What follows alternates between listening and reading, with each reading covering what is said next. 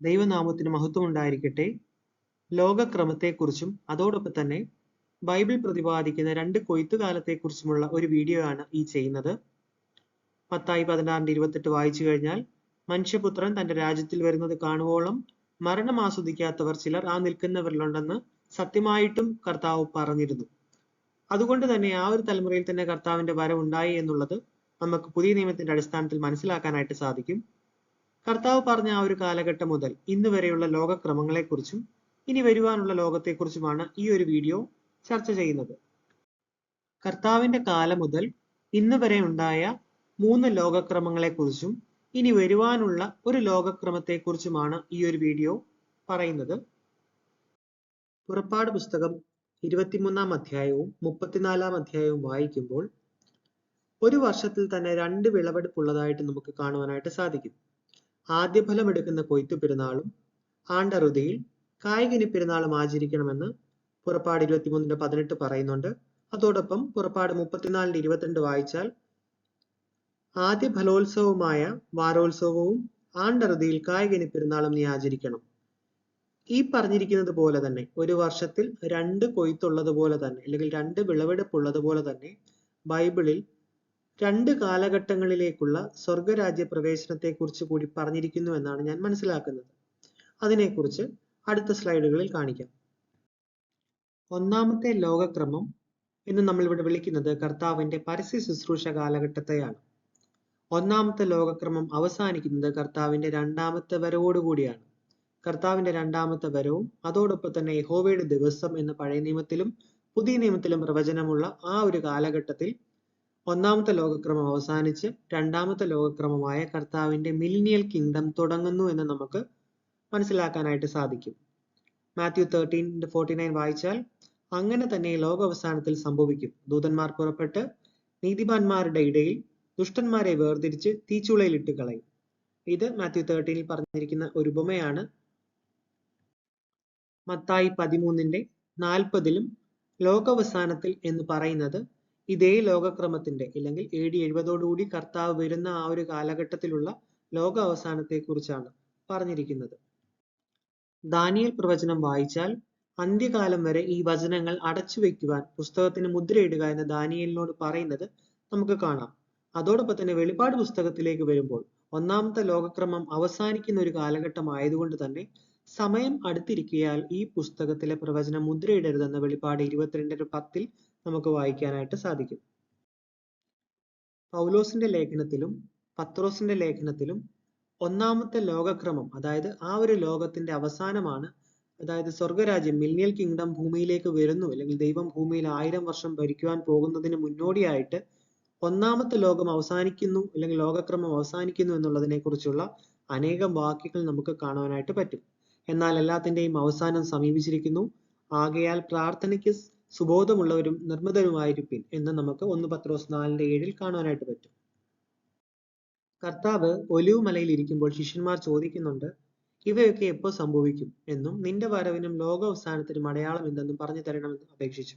അതായത് ആ ഒരു ലോകക്രമം അവസാനിക്കുന്നത് എന്നാണെന്ന് പറയുമ്പോൾ കർത്താവ് അവിടെ വളരെ കൃത്യമായിട്ട് പറയുന്നുണ്ട്. മാത്യു 24:34 ഇതൊക്കെയും സംഭവിക്കുവോളം ഈ തലമുറ ഒഴിഞ്ഞു പോവുകയില്ല. അതായത് ആ ഒരു തലമുറയിൽ തന്നെ ആ ഒരു എക്സിസ്റ്റിംഗ് ആയിട്ടുള്ള ലോകക്രമം മാറുമെന്നുള്ളത് കർത്താവ് വളരെ സ്പെസിഫിക് ആയിട്ട് ശിഷ്യന്മാരോട് പറഞ്ഞിട്ടുണ്ട്. അന്ത്യകാലത്തേക്കുള്ള, അതായത് ഒന്നാമത്തെ ലോകക്രമം അവസാനിക്കുന്നതിനെ കുറിച്ചുള്ള പ്രവചനങ്ങൾ ദാനിയേലിന്റെ പുസ്തകത്തിൽ നമുക്ക് കാണുവാനായിട്ട് സാധിക്കും. മത്തായിയുടെ ലേഖനത്തിലും മർക്കോസിന്റെ ലേഖനത്തിലുമൊക്കെ ഈ ലോകത്തിലും വരുവാനുള്ളതിലും എന്നുള്ള ഫ്രേസ് കാണുവാനായിട്ട് പറ്റും. അതായത് AD 70 മുമ്പുള്ള ആ ഒരു ഒന്നാമത്തെ ലോകക്രമത്തെക്കുറിച്ചും അതിനുശേഷം മില്ലിനിയൽ കിങ്ഡം വരുന്ന അല്ലെങ്കിൽ കർത്താവ് ഭൂമിയെ ലിറ്ററലായിട്ട് ഭരിക്കുന്ന ആ ഒരു ലോകത്തെക്കുറിച്ചുമുള്ള പ്രവചനങ്ങളാണ് അല്ലെങ്കിൽ വാക്യങ്ങളാണ് അത് നമുക്ക് കാണുവാനായിട്ട് പറ്റും. മത്തായി 24, ലൂക്കോസ് 21, മർക്കോസ് 13 ഈ അധ്യായങ്ങളിൽ ആ ഒരു തലമുറയിൽ നടക്കേണ്ട അനേകം പ്രവചനങ്ങളെ കുറിച്ചുള്ള വാക്യങ്ങൾ കാണുവാനായിട്ട് പറ്റും. ചരിത്രകാരന്മാരായ ജോസഫസ്, യൗസേബിയോസ്, ടാസിറ്റസ് ഇവയുടെ പുസ്തകത്തിൽ അനേകം കാര്യങ്ങൾ അല്ലെങ്കിൽ ഈ പ്രവചനങ്ങളിൽ പറഞ്ഞിരിക്കുന്ന പല കാര്യങ്ങളും നടന്നു ആ ഒരു തലമുറയിൽ തന്നെ നടന്നു എന്നുള്ളതിന്റെ ചരിത്ര തെളിവുകൾ നമുക്ക് ലഭ്യമാണ്. അനേകം കാര്യങ്ങൾ അല്ലെങ്കിൽ അങ്ങനെയുള്ള ചരിത്ര തെളിവുകൾ കുറെ അധികം ഞാൻ എൻ്റെ മുൻപത്തെ വീഡിയോസിലൊക്കെ കാണിച്ചിട്ടുണ്ട്. ആകാശത്തിൽ ഒരു അടയാളം ഉണ്ടായതിനെ കുറിച്ചും അതോടൊപ്പം തന്നെ ആകാശത്തിൽ അഗ്നിരഥങ്ങൾ പ്രത്യക്ഷപ്പെടുന്നതിനെ കുറിച്ചും യഹൂദിയയിലും പരിസരത്തിലും ഈ അഗ്നിരഥങ്ങൾ ആകാശത്ത് കോൺഫ്ലിക്റ്റിൽ ഏർപ്പെടുന്നതിനെ കുറിച്ചും ഇത്തരത്തിലുള്ള കുറെ കാര്യങ്ങളെ കുറിച്ച് അല്ലെങ്കിൽ അന്ന് നടന്ന പ്രവചന നിവർത്തികളെ കുറിച്ചിട്ടുള്ള കുറച്ച് തെളിവുകൾ ഞാൻ മുൻപത്തെ വീഡിയോസിലൊക്കെ പ്രസന്റ് ചെയ്തിട്ടുണ്ട്. രണ്ടാമത്തെ ലോകക്രമം എന്ന് പറയുന്നത് കർത്താവിന്റെ 1000 ആണ്ട് വാഴ്ചയാണ്. അതായത് ഭൂമിയിൽ 1000 വർഷം കർത്താവ് ഭരിക്കുന്നതിനെ കുറിച്ചാണ് പറയുന്നത്. ആരൊക്കെയാണ് ഈ രണ്ടാമത്തെ ലോകക്രമത്തിലേക്ക് കടന്നതെന്ന് നോക്കിക്കഴിഞ്ഞാൽ, ഒന്നാമത്തെ ലോകക്രമത്തിന്റെ അവസാനം കർത്താവ് തന്റെ വിശുദ്ധന്മാരെ എല്ലാം ചേർത്തുകൊണ്ടു എന്ന് നമുക്ക് മനസ്സിലാക്കാനായിട്ട് പറ്റും. 144,000 പേരായാലും എണ്ണിക്കൂടാനാവാത്ത ഒരു മഹാപുരുഷാരം, രക്ഷിക്കപ്പെട്ട ഒരു പുരുഷാരമായാലും ഇവരെല്ലാവരും സ്വർഗരാജ്യത്തിന്റെ ഭാഗമായി എന്ന് നമുക്ക് മനസ്സിലാക്കാനായിട്ട് പറ്റും. അപ്പോൾ നമ്മൾ മുൻപേ വായിച്ചിരുന്നു പുറപ്പാട് പുസ്തകത്തിൽ ഒരു വർഷത്തിൽ തന്നെ 2 വിളവെടുപ്പുണ്ടെന്നും ആദ്യ ഫലമായിട്ടുള്ള വിളവെടുപ്പ് അവിടെ കർത്താവിന്റെ 1000 ആണ്ട് വാഴ്ചയ്ക്ക് മുൻപ് നടക്കുന്നു എന്നുള്ളത് നമുക്ക് അവിടെ കാണാനായിട്ട് പറ്റും. ഇനി വെളിപാട് 20 വായിക്കുമ്പോൾ, ഞാൻ ന്യായാസനങ്ങളെ കണ്ടു, അവയിൽ ഇരിക്കുന്നവർക്കും ന്യായവിധിയുടെ അധികാരം കൊടുത്തു. യേശുവിന്റെ സാക്ഷ്യവും ദൈവവചനവും നിമിത്തവും തല ഛേദിക്കപ്പെട്ടവരും മൃഗത്തെയോ അതിന്റെ പ്രതിമയോ നമസ്കരിക്കാതിരുന്നവരും നെറ്റിയിലും കൈമേലും അതിന്റെ മുദ്ര കൈക്കൊള്ളാതിരുന്നവരുമായവരുടെ ആത്മാക്കളെയും ഞാൻ കണ്ടു.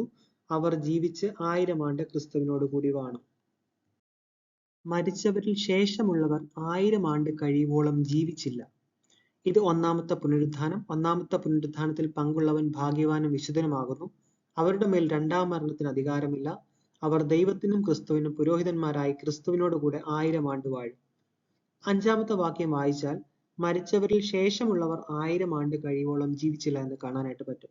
അതായത് കർത്താവിന്റെ 1000 ആണ്ട് വാഴ്ചയ്ക്ക് മുമ്പ് അല്ലെങ്കിൽ 1000 ആണ്ട് തുടങ്ങുന്നതിന് മുമ്പ് അപ്പോഴത്തെ വിശുദ്ധന്മാരെയെല്ലാം ഒന്നാമത്തെ അല്ലെങ്കിൽ ആദ്യ ഫലമായിട്ട് ദൈവം സ്വർഗരാജ്യത്തിന്റെ ഭാഗമാക്കി മാറ്റി.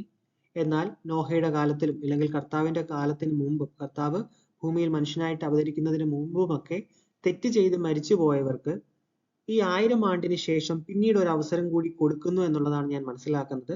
അതായത് മൂന്നാമത്തെ ലോകക്രമമായ സാത്താന്റെ അല്പകാലം എന്ന് വെളിപാട് 20:7 പറയുന്ന ആ ഒരു കാലഘട്ടത്തിൽ ദൈവത്തെ തിരഞ്ഞെടുക്കുവാനായി ഒരു തവണ കൂടി അവർക്ക് അവസരം കൊടുക്കുന്നു എന്നുള്ളത് ഞാൻ മനസ്സിലാക്കുന്നു.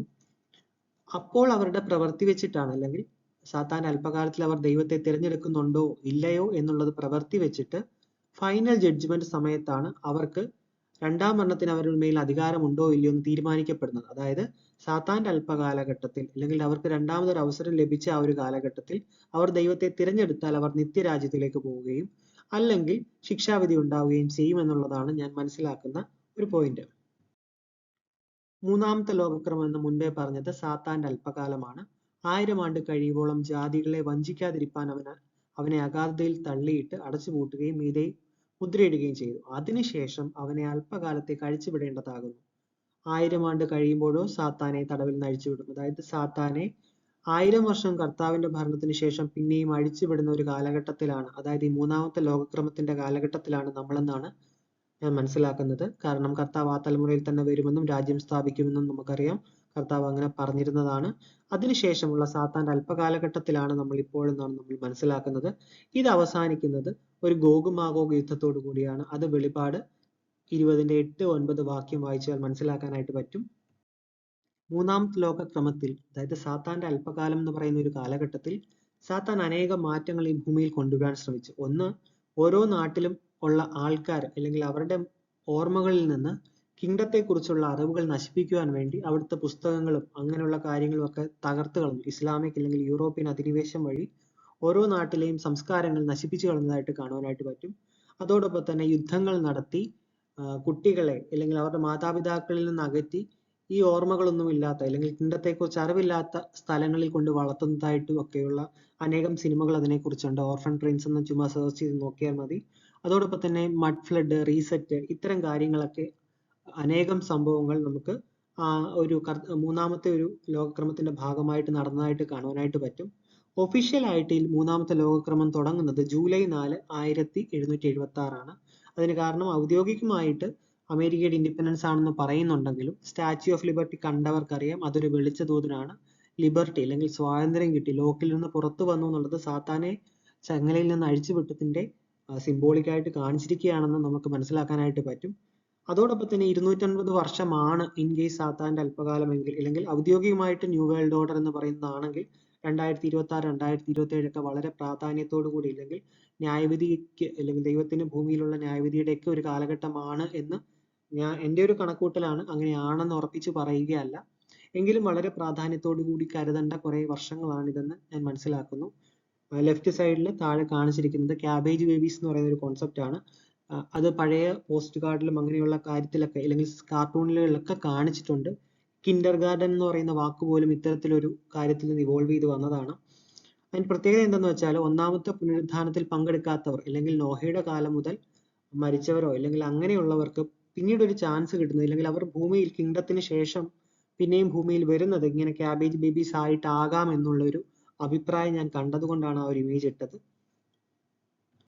കഴിഞ്ഞ 5-6 വർഷമായിട്ട് നമുക്കറിയാം ലോകം വളരെയധികം മാറിപ്പോയി എന്നുള്ളത് വളരെ വ്യക്തമായിട്ട് നമുക്ക് എല്ലാവർക്കും മനസ്സിലായ കാര്യമാണ്. അപ്പോൾ ഈ മൂന്നാമത്തെ ലോകക്രമത്തിൽ എങ്ങനെയാണ് സാത്താൻ ഈ ജാതികളെ എല്ലാം കൂട്ടി വരുത്തുന്നത്? അതിലെനിക്ക് മനസ്സിലായത്, പണ്ടൊരു അമേരിക്കൻ പ്രസിഡന്റ് പറഞ്ഞൊരു സ്പീച്ചിനകത്ത് പറയുന്നുണ്ട്, the last card they will take will be an alien card. അതായത് അന്യഗ്രഹ ജീവികൾ മനുഷ്യരെ ആക്രമിക്കാൻ വരുന്നു എന്നൊക്കെ പറഞ്ഞാവാം ഉത്തരഗിരിയായ സിയോനും അല്ലെങ്കിൽ കർത്താവിന്റെ സ്വർഗരാജ്യം ഉണ്ടെന്ന് നമ്മൾ വിശ്വസിക്കുന്ന സ്ഥലത്തേക്ക് യുദ്ധത്തിനായിട്ട്, അല്ലെങ്കിൽ പ്രിയ നഗരത്തിനും അതോടൊപ്പം തന്നെ വിശുദ്ധന്മാരുടെ പാളയത്തിനുമെതിരെ സാത്താൻ സകല ജാതികളെയും 4 കോർണറിൽ നിന്ന്, അല്ലെങ്കിൽ ഭൂമിയുടെ 4 സൈഡിൽ നിന്നും കൂട്ടിച്ചേർത്ത് യുദ്ധത്തിനായിട്ട് കൊണ്ടുപോകുന്നതെന്നും അപ്പോൾ ആകാശത്ത് നിന്ന് തീ ഇറങ്ങി അവരെ നശിപ്പിക്കുന്നതെന്നും നമുക്ക് അവിടുന്ന് മനസ്സിലാക്കാനായിട്ട് സാധിക്കും. അപ്പോൾ ഒരു ഏലിയൻ കാർഡ്, അല്ലെങ്കിൽ അന്യഗ്രഹ ജീവി ആക്രമണം ഉണ്ടെന്നൊക്കെ വരുത്തി തീർക്കുവാൻ വേണ്ടിയാണ് കാലാകാലങ്ങളായി സിനിമകളിൽ കൂടി ഇത്തരത്തിലുള്ള പ്രോഗ്രാമിംഗ് അവർ നടത്തിക്കൊണ്ടിരിക്കുന്നത്. വെളിപാട് 20-ന്റെ 8-9 വാക്യം 9-10 വാക്യം വായിക്കുമ്പോൾ അവസാനത്തെ ഗോഗുമാഗോഗ് യുദ്ധത്തെ കുറിച്ചാണ്. അതായത് സാത്താൻ ഭൂമിയുടെ 4 ദിക്കിലുമുള്ള ജാതികളായി സംഖ്യയിൽ കടപ്പുറത്തെ മണൽ പോലെയുള്ള ഗോഗുമാഗോഗ് എന്നിവരെ യുദ്ധത്തിനായിട്ട് കൂട്ടിച്ചേർക്കേണ്ടതിന് വശീകരിക്കുവാൻ പുറപ്പെടും. അവർ ഭൂമിയിൽ പരക്കെ ചെന്ന് വിശുദ്ധന്മാരുടെ പാളയത്തെയും പ്രിയ നഗരത്തെയും വളയും. എന്നാൽ ആകാശത്ത് നിന്ന് തീ ഇറങ്ങി അവരെ ദഹിപ്പിച്ചു കളയും. അവരെ വഞ്ചിച്ച പിശാചിനെ മൃഗവും കള്ളപ്രവാചകനും കിടക്കുന്ന ഗന്ധക പൊയ്കയിലേക്ക് തള്ളിയിടും. അവർ എന്നേക്കും രാപ്പകൽ ദണ്ഡനം സഹിക്കേണ്ടി വരും. വെളിപ്പാട് 20-ന്റെ 8-9 വാക്യം വായിച്ചാൽ ഫൈനൽ ഗോഗുമാഗോഗ് യുദ്ധത്തെക്കുറിച്ചുള്ള വാക്യങ്ങളാണ്. അതായത് മൂന്നാമത്തെ ലോകക്രമം അവസാനിക്കുന്നത് ഈ ഗോഗുമാഗോഗ് യുദ്ധത്തോടു കൂടിയാണ്. അതോടൊപ്പം തന്നെ അതിന്റെ തൊട്ടു പുറകെ ഫൈനൽ ജഡ്ജ്മെന്റ്. ഈ ജഡ്ജ്മെന്റ് ആണ് വർഷാന്ത്യത്തിലുള്ള വിളവെടുപ്പ് എന്ന് പറയുന്നത്. അതായത് പുറപ്പാട് പുസ്തകം 34 നമ്മൾ വായിച്ചിരുന്നു, ആദ്യഫലത്തിന്റെ ഒരു വിളവെടുപ്പും വർഷാന്ത്യത്തിൽ ഒരു വിളവെടുപ്പും.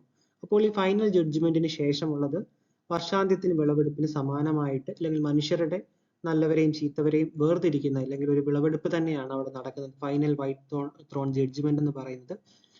അതിൽ നിന്ന് തിരഞ്ഞെടുക്കപ്പെടുന്നവർ, അല്ലെങ്കിൽ തിരഞ്ഞെടുക്കപ്പെട്ട വിശുദ്ധരാണ് നമുക്ക് 4-ാമത്തെ അല്ലെങ്കിൽ എറ്റേണൽ കിങ്ഡത്തിലേക്ക് പ്രവേശിക്കുക എന്ന് നമുക്ക് മനസ്സിലാക്കാനായിട്ട് പറ്റുക. അന്ത്യന്യായവിധിയാണ് മൂന്നാമത്തെ ലോകക്രമത്തിന്റെ അവസാനം എന്ന് പറയുന്നത്. നമുക്കറിയാം, ഒന്നാമത്തെ ലോകക്രമത്തിന്റെ അവസാനം കർത്താവിന്റെ 2-ാമത്തെ വരവും യഹോവയുടെ ദിവസവുമായിരുന്നു. അതോടൊപ്പം തന്നെ മൂന്നാമത്തെ ലോകക്രമം എന്ന് പറയുന്ന സാത്താന്റെ അല്പകാലത്തിന്റെ അവസാനം അന്ത്യന്യായവിധിയോടുകൂടിയാണ്. അതിനുശേഷം 4-ാമത്തെ ലോകക്രമം അല്ലെങ്കിൽ എറ്റേണൽ കിങ്ഡം തുടങ്ങുകയാണ് എന്ന് നമുക്ക് മനസ്സിലാക്കാനായിട്ട് പറ്റും. മൂന്നാമത്തെ ലോകക്രമത്തിൽ ഓരോരുത്തരെയും അവരവരുടെ പ്രവൃത്തിക്ക് വെച്ചിട്ടാണ്, അല്ലെങ്കിൽ അവരവരുടെ പ്രവൃത്തിക്ക് അനുസരിച്ചാണ് ഫലം കൊടുക്കുന്നത്, ദൈവം പ്രതിഫലം കൊടുക്കുന്നത് എന്ന് നമുക്ക് കാണുവാനായിട്ട് പറ്റും. അതോടൊപ്പം തന്നെ ജീവന്റെ പുസ്തകത്തിൽ പേരെഴുതിയവരാണ് സ്വർഗരാജ്യത്തിൽ പ്രവേശിക്കുക എന്നുള്ളതും വെളിപ്പാട് 20-ന്റെ അടിസ്ഥാനത്തിൽ കാണുവാനായിട്ട് പറ്റും.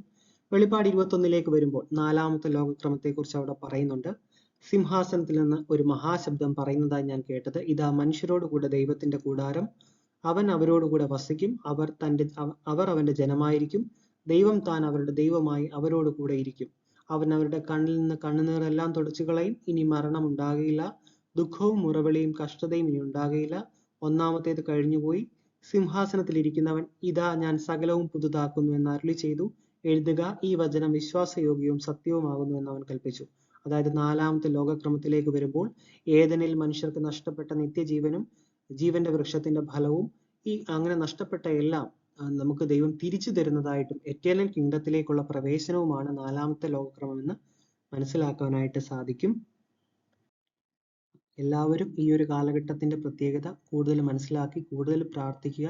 അതോടൊപ്പം തന്നെ യഹോവയായ ദൈവത്തിൽ കൂടുതൽ ആശ്രയിച്ച് ഈ ഒരു കാലഘട്ടത്തിൽ, അല്ലെങ്കിൽ മൂന്നാമത്തെ ലോകക്രമത്തിന്റെ ഈ ഒരു ഭാഗത്തിൽ ഗോഗുമാഗോഗ് യുദ്ധത്തോളം അല്ലെങ്കിൽ ഫൈനൽ ജഡ്ജ്മെന്റ് വരെയുള്ള ഒരു കാലഘട്ടത്തിൽ കൂടി ആണ് നമ്മൾ പോകുന്നത്. അപ്പോൾ ആ ഒരു കാലഘട്ടത്തിൽ ന്യായവിധിയിൽ കൂടി കടന്നു പോകുമ്പോൾ കർത്താവെ സ്വർഗരാജ്യത്തിലേക്ക് പ്രവേശനം തരണമേ എന്നുള്ളത് നമ്മൾ ഇപ്പോഴേ പ്രാർത്ഥിക്കുക. എല്ലാവരും ദൈവം അനുഗ്രഹിക്കട്ടെ. നന്ദി.